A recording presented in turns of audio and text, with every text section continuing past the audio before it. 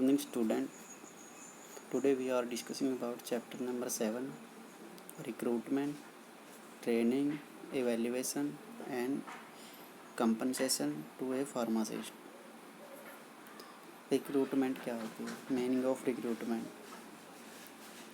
Recruitment may be defined as the process of finding, hiring and initiating employee, and they are motivated to apply for job in the organization.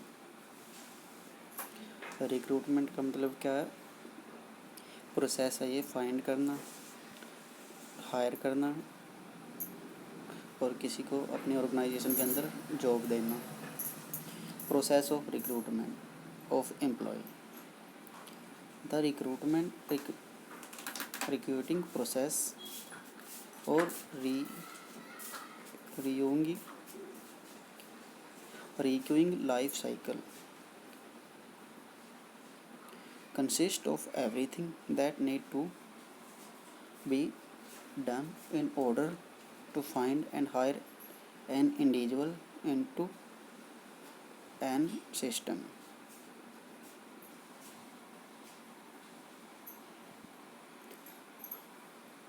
Process of recruitment of employee involves the following stages. सबसे पहले requisition of employ, second identification of source of recruitment, invitation of interested people and preparing the list of deserving applicant.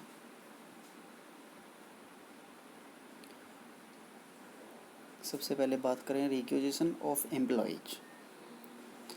Recruitment process begin with the requisition of employ.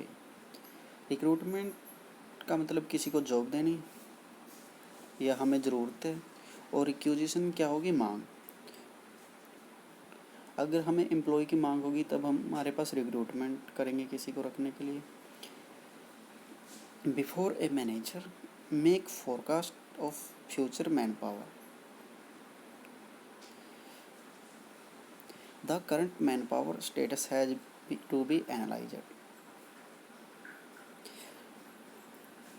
Navi man power manager तभी करता है जब वो अपनी current man power को देखे और उसको इंक्रीज करना चाहे एज वर्क, काम के हिसाब से.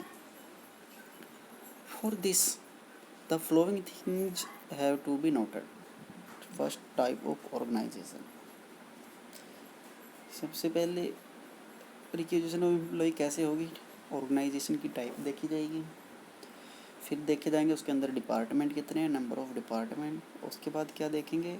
Number and quantity of such department. उसके बाद क्वांटिटी भी देखेंगे. उसके बाद क्या देखेंगे? Employ in this work unit. और उसके बाद अकेले यूनिट में कितने कितने एम्प्लॉय काम करते हैं वो देखेंगे. After determining the needs of employees in their respective department, the departmental manager bring it to be notice for personal management. अलग अलग यूनिट से मैनेजर डाटा इकट्ठा करेंगे. हमें एक एम्प्लॉय की ज़रूरत है, हमें 2 की ज़रूरत है, उसको टोटल इकट्ठा करके पर्सनल मैनेजमेंट को देंगे. फिर मैनेजमेंट डिसाइड करेगी कि हम किस डिपार्टमेंट में कितने कितने एम्प्लॉयज भेजने हैं, किसके बिहाफ पे? मैनेजर की लिस्ट के बिहाफ पे. तो फिर क्या होगा? रिक्विजिशन ऑफ एम्प्लॉय होगा. तो रिक्विजिशन एम्प्लॉय कैसे होगा? मैनेजर के द्वारा एम्प्लॉयज़ की मांग होगी. उसके बाद identification source of the recruitment. After receiving the letter of requisition of employ from all department, the personal manager by virtue of his knowledge and experience decide about the source of recruitment. ये क्या बन गया? After received the letter of requisition of employ from all department. जब मांग letter किसके पास आ जाएगा? Personal manager के. तो वो क्या करेगा? वो उसकी नॉलेज और एक्सपीरियंस के हिसाब से डिसाइड करेगा रिक्रूटमेंट का सोर्स क्या होना चाहिए, कैसे रिक्रूटमेंट उसको करनी है।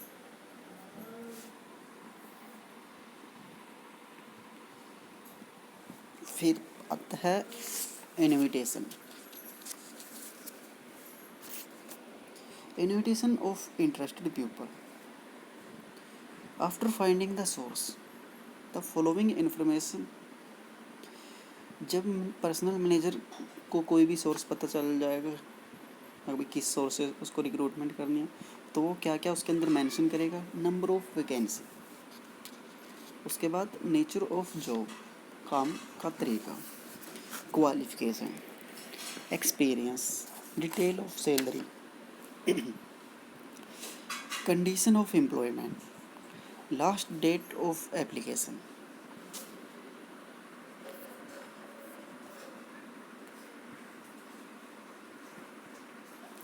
Brief detail about the selection procedure must be prepared in simple language and attractive format so that large number of applications are received.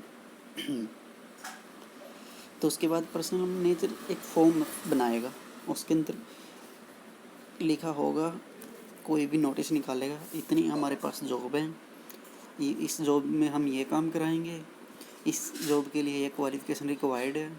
अगर एक्सपीरियंस हो इस जॉब, जिस जॉब के लिए उसको एक्सपीरियंस चाहिए तो उसके अंदर एक्सपीरियंस मेंशन होगा।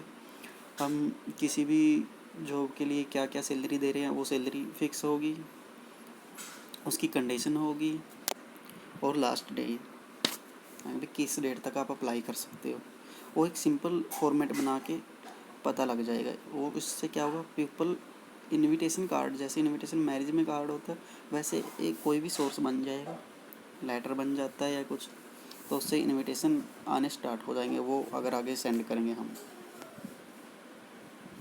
Preparing the list of deserving application.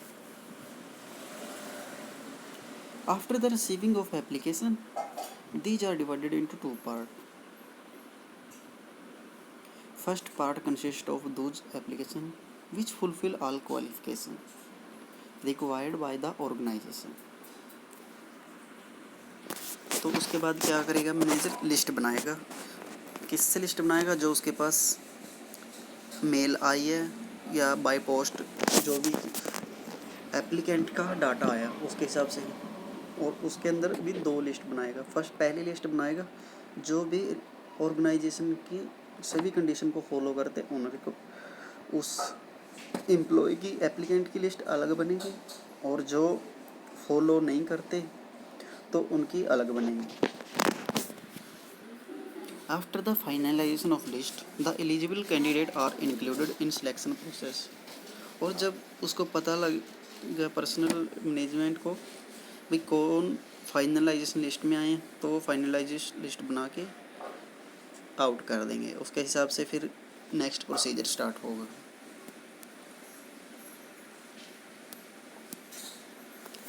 अब बात करते हैं सोर्स।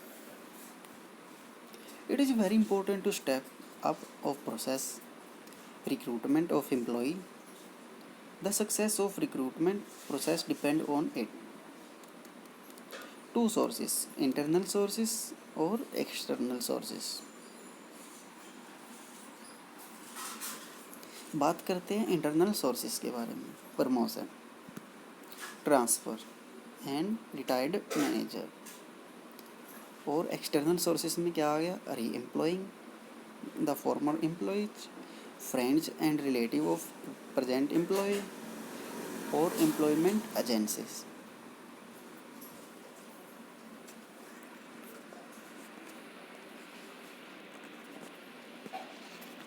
हम बात करते हैं इंटरनल सोर्स के बारे में। क्या होता है इंटरनल सोर्स, थोड़ा सा डिटेल में जानने की कोशिश करेंगे। It is recruitment which take place with in the concern और ऑर्गेनाइजेशन।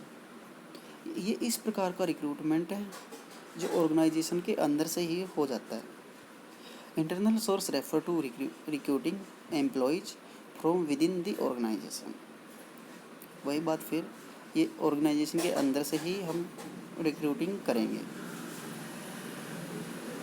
और इस रिक्रूटिंग को करने के लिए हम क्या करना होगा, प्रमोशन करनी पड़ेगी, हमें ट्रांसफ़र करनी पड़ेगी, और जो हमारे साथ पहले काम कर चुके हैं रिटायर्ड मैनेजर, उनको हम शॉर्ट पीरियड के लिए हमारे पास रख के उनसे काम ले सकते हैं।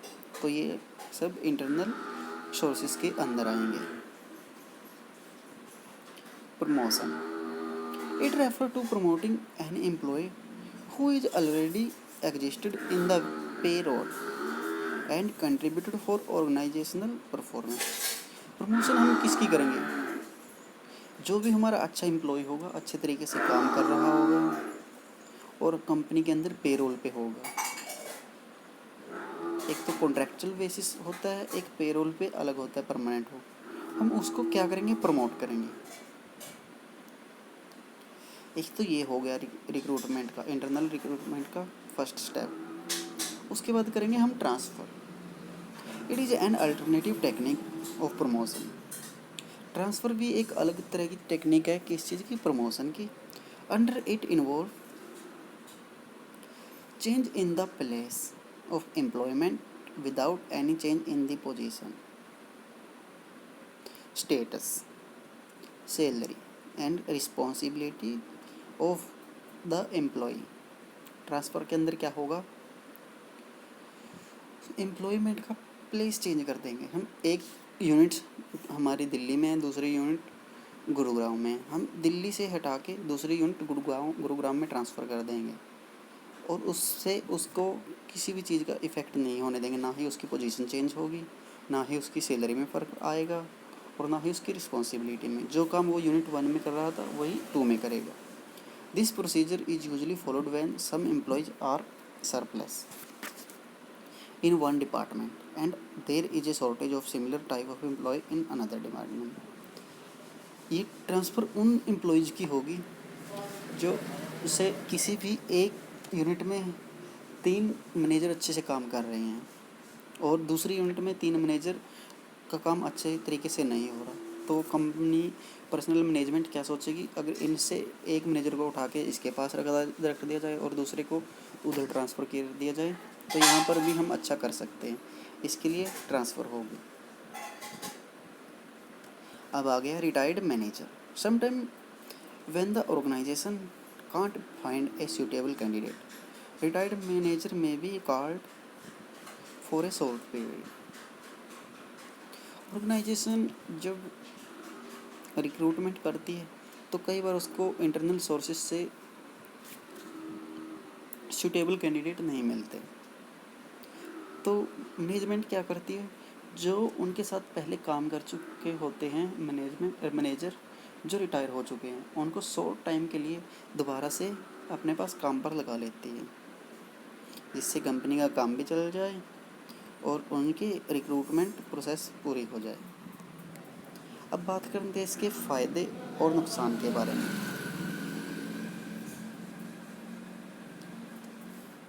सबसे पहले इसकी मेरिट कर पढ़ेंगे फ़ायदे। It is reliable, simple and time saving and economical. ये रिलायबल भी है, सिंपल भी है और टाइम भी इसके अंदर से बचेगा और इकोनॉमिकल भी है। क्योंकि ये सिंपल सी बात है, अगर हम इंटरनल सोर्स से रिक्रूटमेंट कर रहे हैं तो टाइम तो बचेगा ही, सस्ता भी होगा, इस पर कोई एडवर्टाइजमेंट का खर्चा भी नहीं आएगा और सिंपल भी होगा।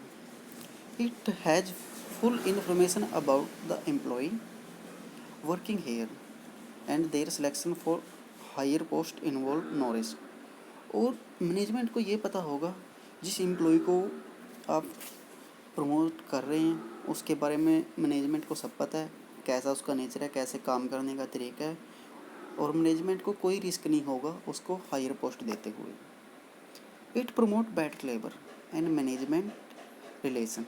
और इससे क्या होगा? काम करना, लेबर क्या होगी? बेटर होगी। क्यों होगी? इससे यही होगा, जो भी कोई काम कर रहा है एम्प्लॉयज़, अगर उसको टाइम टू टाइम प्रमोशन दी जाएगी तो उसका भी मन लगेगा काम करने में और मैनेजमेंट के साथ उसके रिलेशन भी अच्छे बन जाएंगे। The employ are fully acquainted with the hence such employee do not reach much training। और जो एम्प्लॉय पहले ही कंपनी के अंदर काम कर रहा है तो उसको ट्रेनिंग भी ज़्यादा ज़रूरत नहीं पड़ेगी देने की, इससे कंपनी को ये भी फ़ायदा होगा। It give employees a sense of job security and opportunity for advancement. और इससे एम्प्लॉयज़ के अंदर क्या आएगा, वो और भी ज़्यादा इम्प्रूव करने की बारी, और भी ज़्यादा प्रमोट होने के लिए वो और ज़्यादा अच्छे तरीके से काम करेंगे। अब इसके नुकसान क्या क्या है। It reduce the area of choice.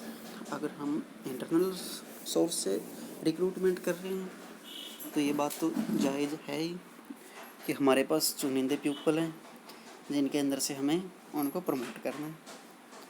Second, it stop the entry of young man who are fully equipped with modern technique. और जो नवी टेक्निक के साथ यंग मैन, हम उनको हायर नहीं कर सकते क्योंकि वो तो एक्सटर्नल सोर्स में ही कर सकते हैं, वो एंट्री स्टॉप हो जाएगी। It create frustration among those employ who are not selected. और जो एम्प्लॉय सिलेक्ट नहीं हुआ तो वो परेशान हो जाएगा। इसकी वजह से एम्प्लॉयज़ के अंदर काम करने में दिक्कत आ सकती है। It encourage favouritism. और ये तो होगा ही, क्योंकि जिस मैनेजर को जो एम्प्लॉय अच्छा लगता है वो उसी की सिफारिश करके उसी को प्रमोट करना चाहेगा, तो फेवरेटिज्म को इनकरेज करता है। Those who are not promoted will be unhappy. और जो प्रमोट नहीं है वो तो दुखी होंगे ही। Limited source of supply of manpower in this method. और मैन पावर इंक्रीज नहीं होगी क्योंकि अंदर के अंदर प्रमोट करें तो मैन पावर तो वही रहेगी। तो ये इसके कुछ डीमेरिट और नुकसान हैं।